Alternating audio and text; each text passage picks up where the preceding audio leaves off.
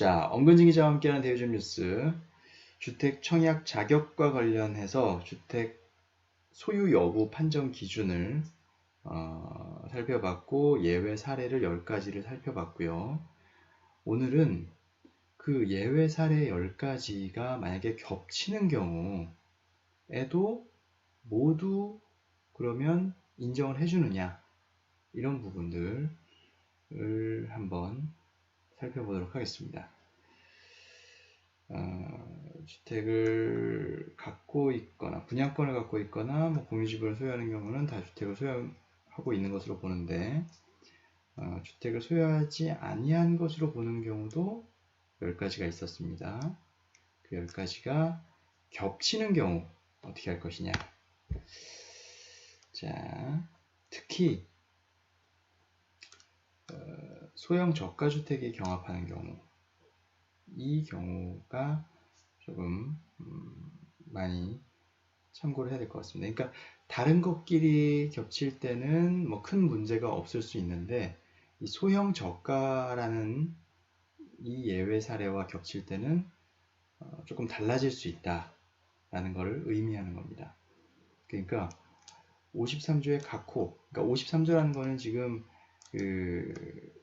아까 앞서서 판정 기준에 나왔던 예외 사례 10가지를 말하는 겁니다. 각호라는 것은 그 예외 사례 10가지에다가 소형 저가가 겹쳤을 때, 그러니까 이 소형 저가가 보면 소형 저가가 9번이었죠. 9번. 네, 소형 저가는 10가지 중에 9번이었습니다. 1번과 9번이 겹쳤을 때, 혹은 2번과 9번이 겹쳤을 때, 이런 경우가 있을 수 있겠죠. 자, 이런 경우는 어떻게 하느냐? 이게 이제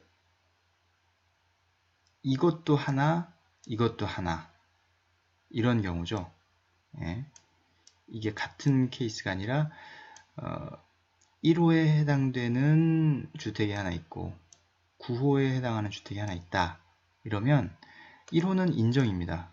그죠? 2호도 인정일 테고. 근데 이렇게 되면 소형 저가를 인정해주지 못해요. 소형 저가 주택에 대한 특례가 적용되지 않습니다. 왜냐하면 소형 저가에서의 조건이 뭐였습니까? 1세대 아니면 한 채라는 조건이 있었죠. 그러니까 이 소형 저가라고 해서 주택을 소유하지 않은 것으로 인정하는 그 조건은 이거 하나만 있을 때라는 거죠. 소유권이. 근데 이거 말고도 다른 어떤 주택을 갖고 있는 사람이다 라면 여기에서만큼은, 그러니까 이 부분은 인정을 해주더라도 여기에서만큼은 인정을 해줄 수가 없다. 이 소형 저가라는 이 조건 자체는 1주택을 갖고 있는 사람에 한해서 그 1주택이 소형 저가라면 특례를 줄 수가 있는데, 그게 아니면 굳이 이 사람들 특례를 줄 수가 없다. 그러면 이 부분에서는 0이지만 이 부분에서 1주택이 돼서 결국은 1주택이다. 이 사람은 무주택자 혜택을 받을 수 없게 되는 그런 상황이 되는 거고요. 자, 5호랑 소형 저가가 겹쳤다. 5호가 뭐냐면 그 20제곱미터 이하의 주택을 소유한 그 케이스가 바로 5호입니다. 자, 근데 이 5호도 조건이 있었어요. 한 채여야 됩니다. 그죠? 2호 또는 2세대 이상일 경우는 제외된다 라고 했기 때문에 이 경우는 얘도 그 특례를 못 적용받고 얘도 특례를 못 적용받으니까 결국은 두 채가 되는 거예요. 이 경우에는 1주택자도 아니고 2주택자로 간주가 됩니다. 둘 다 특례가 적용되지 않습니다. 자, 그리고 53조의 각호와 그러면 5호 20제곱미터. 아까 이제 사실 어떻게 보면 이 부분, 이 첫 번째 것과 비슷하다고 볼 수 있는데, 예를 들어서 1번 사례와 이제 5번 예외가 겹쳤다. 이런 경우에도 앞에 다른 거는 인정을 됐는데 그대로 이 5호, 그러니까 소형 주택 20제곱미터 이하의 주택을 가진 경우 이게 1호에만 해당되는 거지 이게 여러 채 있는 사람한테는 해당이 안 되거든요. 이 경우에도 역시 5호가 미적용돼서 1주택자가 되는 겁니다. 자, 그런데 5호를 뺀 나머지 각 호에다가 6호가 겹쳤다. 5호를 제외하고 6호가 겹쳤다. 6호는 뭐냐면 아까 60세 이상의 직계 존속이 주택이나 분양권을 소유하고 있는 경우를 말하는데, 이 경우에는 그러니까 내가 소유한 게 아니라 세대원, 그 중에서도 직계 존속이 소유하고 있는 주택 때문에 1주택이냐 아니면 무주택이냐를 판가름 따져봐야 되는 그런 상황과, 내가 갖고 있지만 그것은 뭐 어떤 상속받았거나 어떤 특수한 상황이거나 뭐 이런 상황이 겹쳤을 때는 모두 이런 예외를 인정을 받아서 무주택을 적용받게 됩니다. 자, 그리고 이번에는 3개가 겹쳤을 때 53조의 2호는 시골에 상속받은 단독주택이 오래된 주택이고 내가 살고 있지 않는 그런 주택인 경우에다가 60세 이상의 직계 존속이 주택이나 분양권을 소유하고 있는 경우, 여기에다가 내가 갖고 있는 것은 소형 저가주택인 경우, 이렇게 되면 일단은 뭐 이거는 별개라고 하더라도, 왜냐하면 이거는 내가 가진 게 아니기 때문에 소형 저가랑은 부딪히진 않아요. 근데 2호에서 어쨌든 상속받은 단독주택이 있는 거잖아요.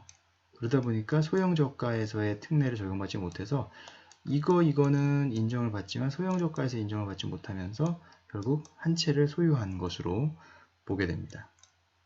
그래서 이렇게 여러 가지 예외 사례가 겹치는 경우에 직계 존속이 보유하고 있는 60세 이상의 직계 존속이 보유하고 있는 주택의 경우를 제외하고는 웬만해서는 특히나 소형 저가, 이 소형 저가라는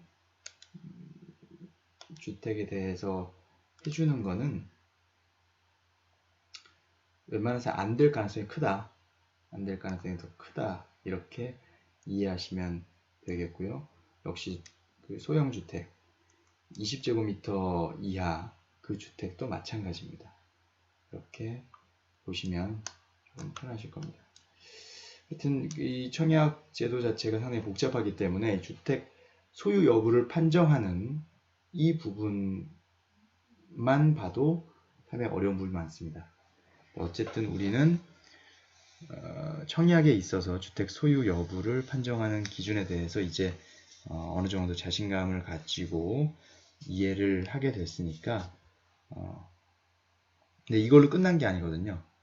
또 순위를 어떻게 구분하고 나누는지 뭐 이런 부분들도 하나하나 살펴볼 거니까요. 여러분들 계속해서 청약과 관련해서 관심 있게 계속 지켜봐 주시고, 구독과 좋아요 눌러주시고, 구독하신 분은 알림까지 설정을 해주셔야 제가 또 다음 영상을 올렸을 때 바로바로 그 영상이 올라왔다는 알림을 받을 수 있다는 것을 알려드립니다. 그러면 놓치지 않고 보실 수가 있을 거고요. 그러면 청약에 대해서 더 많이 이해하고 작전을 잘 세우실 수 있을 거라 생각합니다.